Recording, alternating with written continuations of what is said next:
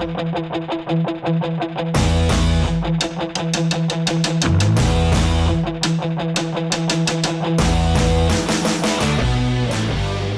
Freo fans, welcome to the first pre-season update as Freo kick off their 2020 campaign. My name is Brett from the media team here at Freo, and joining me is a man who is about to pull on the purple jumper for his second season at Fremantle, Reece Conca. Welcome to the show. Thanks, Brett. It's nice to be here. Pre-season well and truly underway now. How are you finding being back?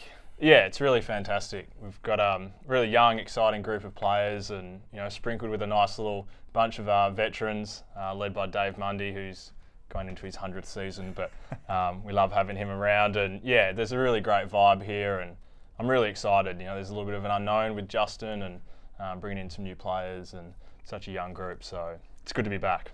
Richmond drafted you back in the 2010 draft, which means you're 10 pre-seasons deep now. Does it get any easier? I'd say physically it's much the same. You get new challenges every year, and the running and training is quite demanding, but mentally you can sort of ease a little bit, knowing what to expect. It's one of those things with time. You sort of find little nicks and knacks for yourself to get the job done. And I've been telling a few of the boys I'm feeling like a nice pink lady apple at the moment. Like one of those real nice crisp ones you just see from a mile away in the shops, and you grab that one. So that's me. Good to be. Looking around at your teammates, who's impressed you around the club? Andy Brayshaw has been outstanding. I know we sort of speak about him a lot, but he's a great young man, and his leadership's really shining through early on, and even physically out on the track, he's training really well and performing well, and his 2K time trial was exceptional, and I think he's got a really good year ahead of him. Just on that 2K time trial, we did it earlier on in the week, and Brett Bewley, he was a gun up the front and took the honours. How did the boys find it? How did you find it?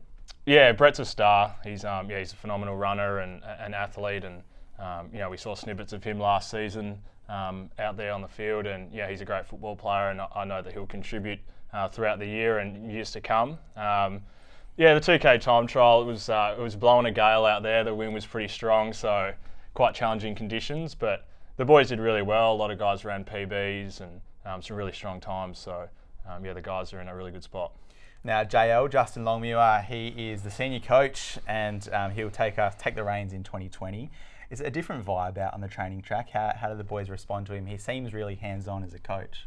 Yeah, Justin's, like you said, he's very hands-on, he's very interactive, and he's building really good relationships with the players early on, and training is, we're a lot more focused and driven, and there's a nice relaxed vibe out there, which is good, but we're also really focused. So the guys are really excited and really enjoying our time being back. Well, our 1 to 4 years have been officially back for 3 weeks now. Let's see how our mate Andy Brayshaw has found his pre-season return for 2020. Yeah, it's been great. Obviously, loved my off-season, went back to Melbourne, caught up with family and friends, but we came back to training 3 weeks ago now, and it's been great. It's been really hot and really hard, but it's really good to see all the boys, and we're really starting to gel again for the 2020 season. And it's sort of a shifted dynamic, I guess, this year compared to last year, but it's a lot of fun, some really good energy at the club, and everyone's sort of looking forward to each day as it comes around. Thanks, Andy. Well, it's hard to ignore the ginger mo you're sporting on the face there. You're obviously taking part in Movember.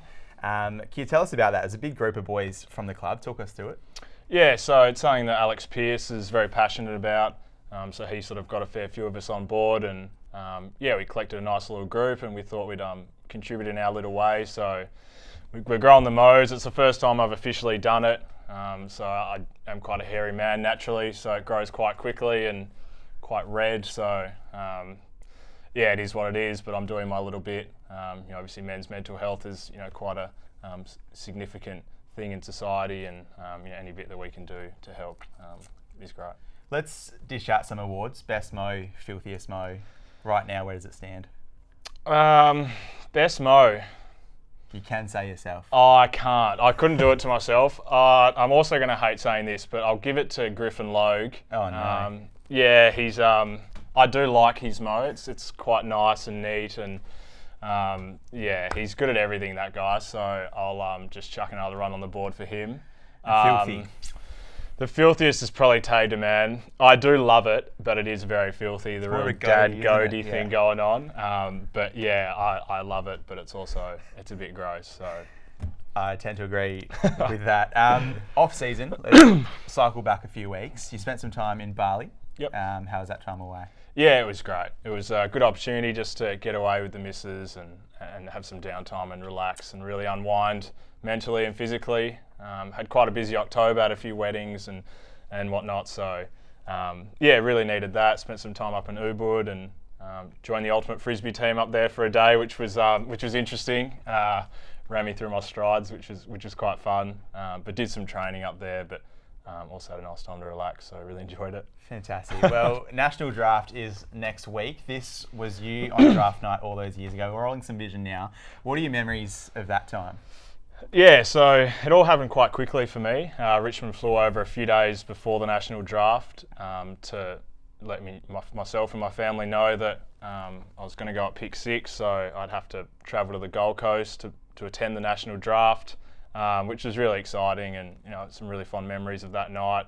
But yeah, it was all a bit of a whirlwind. I remember Damien coming up on stage and presenting me my jumper, and I'll never forget that moment, and I'm forever grateful for the Richmond Football Club for giving me the opportunity. We'll be picking up a handful of boys next week. Any advice to dish out to them?